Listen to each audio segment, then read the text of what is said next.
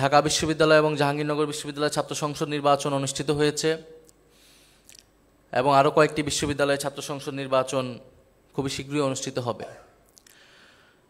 গণ অভ্যুত্থানের পরে আমরাই প্রথম দাবি তুলেছিলাম যে ছাত্র সংসদ নির্বাচন প্রয়োজন বিশ্ববিদ্যালয়গুলোতে গণতান্ত্রিক ক্যাম্পাস এবং নিরাপদ ক্যাম্পাস যদি আমরা নিশ্চিত করতে চাই এবং বিশ্ববিদ্যালয়ের ছাত্রীরা যে ভূমিকা রেখেছে গণ অভ্যুত্থানে তার জন্য তাদেরকে সেই নেতৃত্বের জায়গাটা দিতে হবে, ছাত্রদের পক্ষ থেকে নেতৃত্ব উঠে আসতে হবে।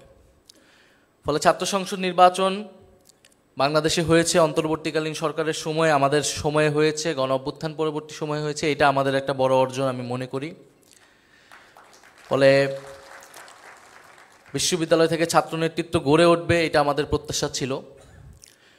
কিন্তু কিছুটা দুঃখের বিষয় যে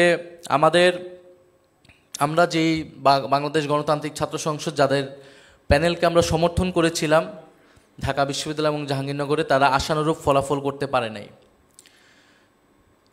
ফলে আমরা নিজেরাও বোঝার চেষ্টা করেছি আসলে এই এক বছরের মধ্যে এমন কি হলো এবং কেন আমরা আসলে পারলাম না, আমাদের ব্যর্থতার জায়গাটা কোথায় ছিল।